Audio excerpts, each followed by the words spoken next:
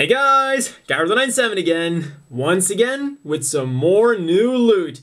This time convention loot from a retro anime, gaming and cartoon convention. So the thing is, I'm still pretty tired from the convention. The convention was yesterday, but essentially I got home, went to bed at around 1, got up at 5:30, went to work, got home and plugged this into my Sega Master System. Ease. Yes, it was a retro gaming convention as well, so I saw this for $9.50 and decided to pick it up.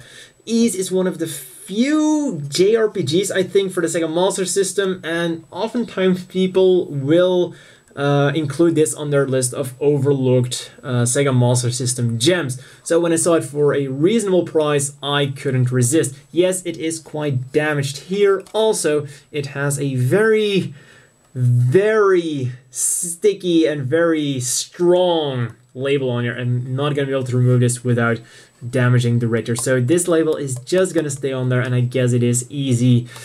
It is easy. Woohoo!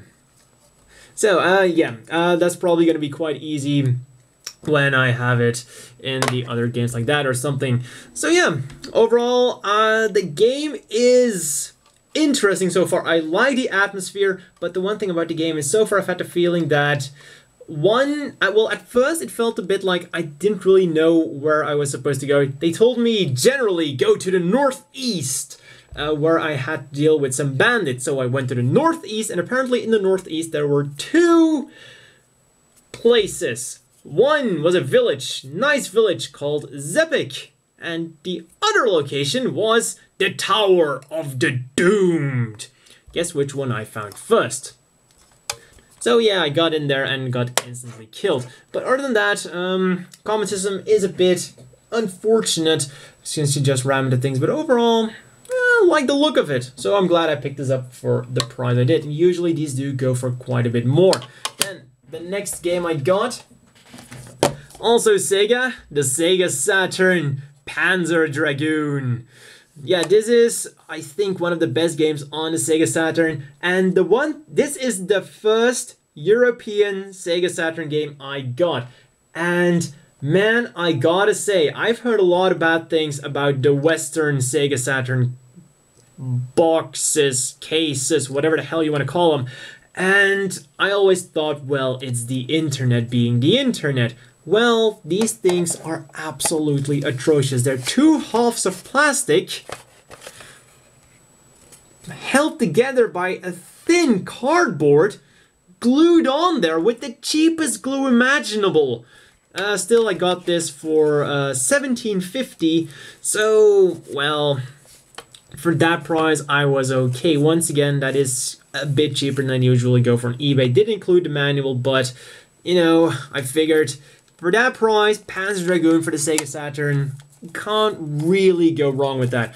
And as far as the box being, well, quite loose, I guess that is completely to be expected when I just look at how cheap that glue is. I mean, really, I hope the person who thought this was a good idea got fired right away. Just look at the Japanese Sega Saturn cases. You know what? I'll just grab one right away. I mean, it's unbelievable how they got that. When you look at this is great. This isn't gonna break. This is in great shape, and Sonic Jam is one of those games a lot of kids probably had. Still looks great. And then you have this. What happened? Also, these look a lot better. So yeah. And then next, the final game I got.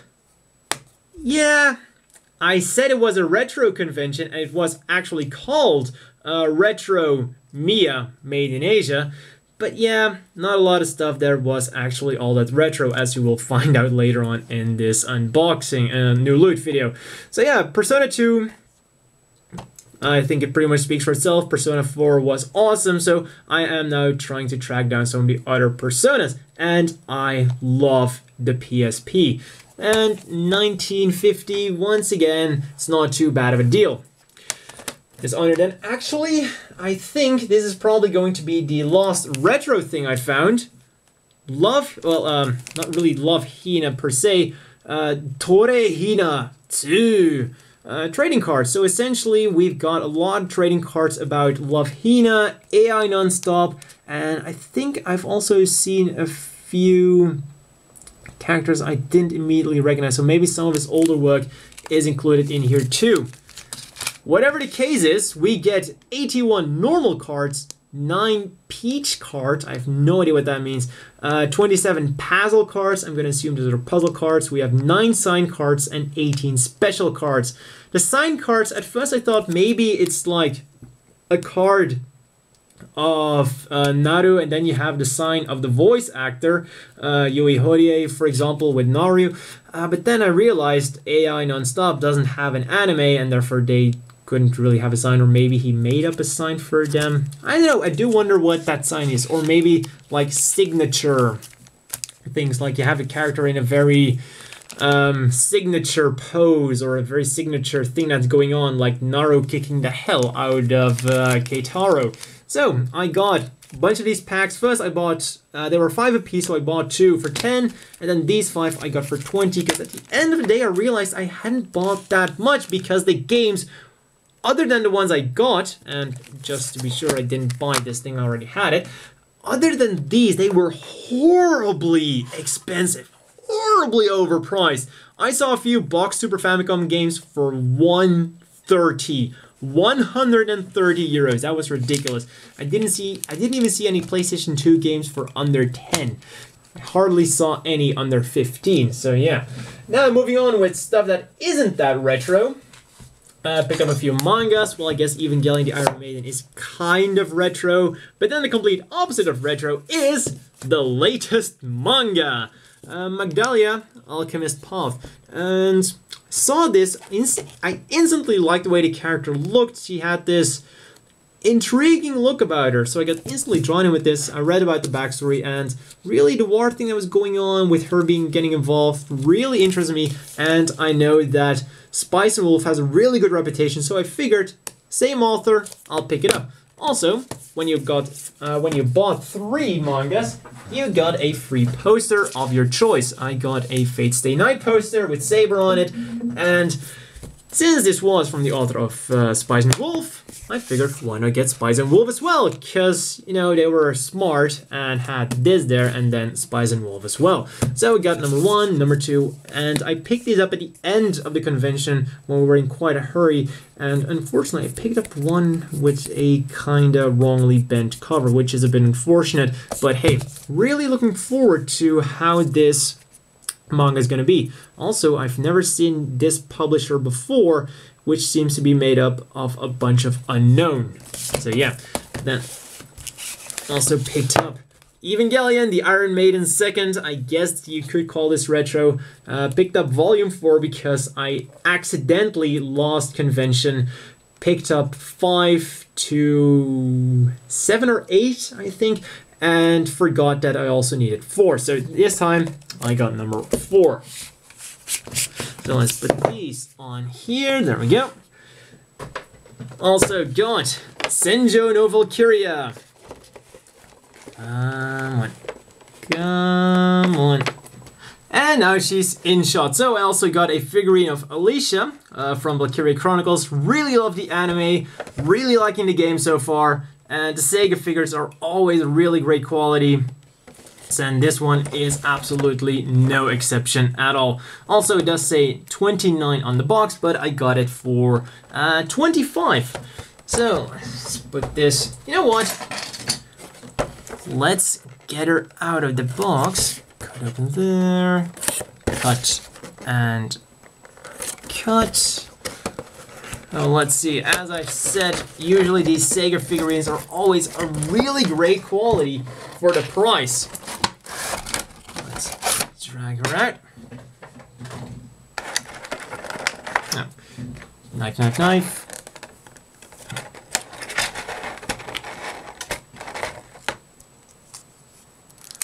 And this one is, as I expected, no exception. Really good quality. Feels really solid, really nice molding. And I really feel like playing some more Valkyria Chronicles now. So which one should I play first? Ys or Valkyria Chronicles? Anyways, more questions about what to do. First is some good news for the people who like the otaku snack videos. Guess we got some more. Got this. Got some Pokemon stuff. A lot of Pokemon stuff there. A lot of X and Y stuff going on. So I figured, you know what? Why not join in the fun and pick up a few of them? Chin-chan. Figured, well, I guess I got all over the camera now. There we go.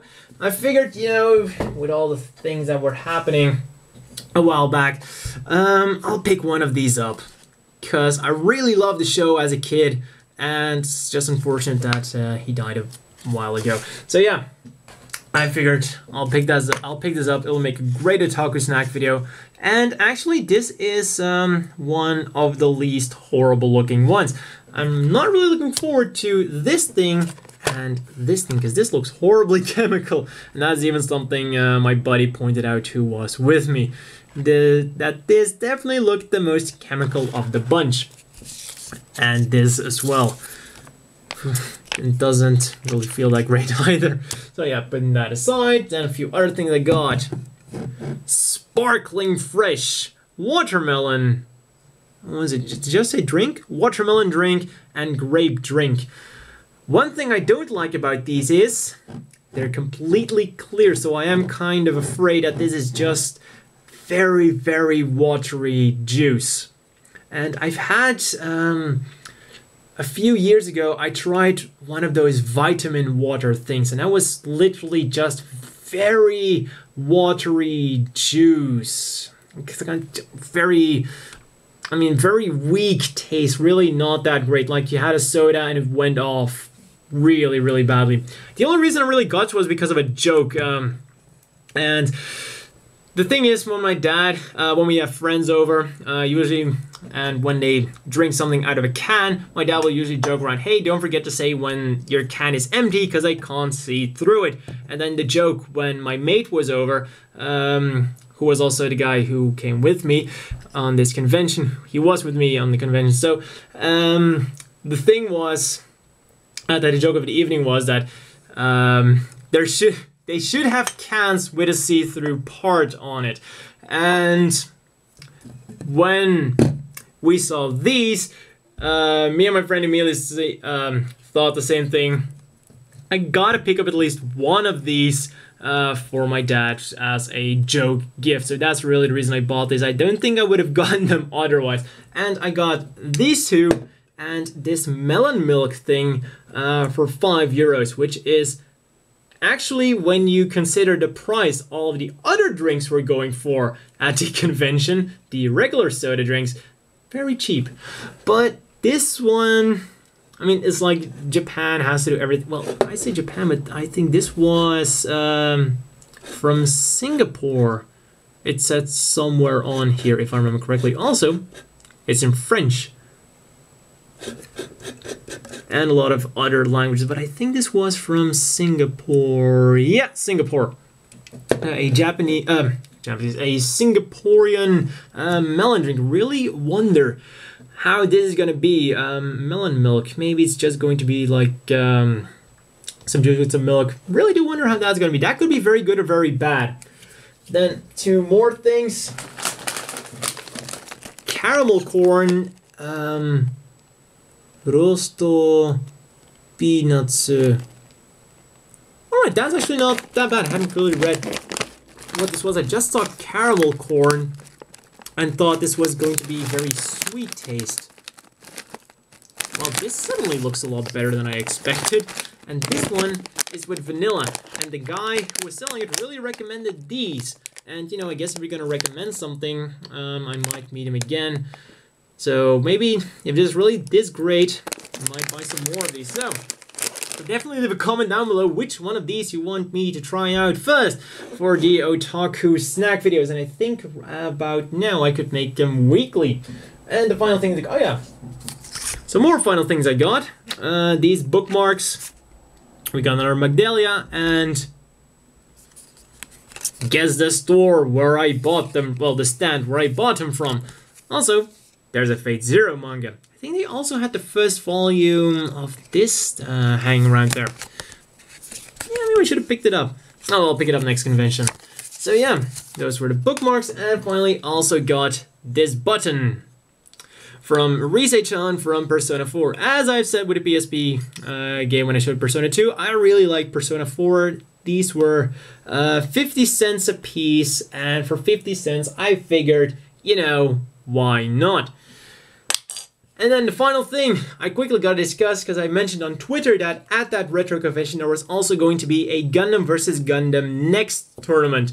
And me and my friend, we got 4th place out of the 7 teams that were there, which is absolutely not bad considering that, one, I had never played Gundam vs. Gundam Next before, and he has even less experience. I've played a lot of Gundam Omni vs. Zaf 2 Plus, or no, Rango vs. Zaf 2 Plus on the PS2.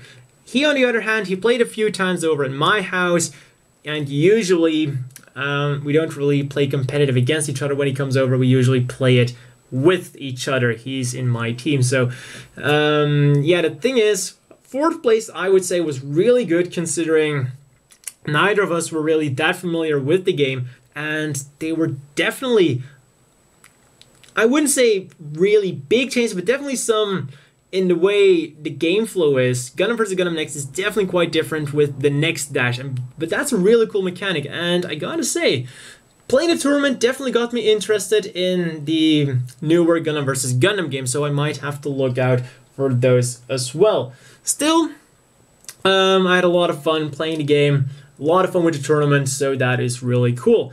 And, well, I think that's about all for this video, and see you guys next time.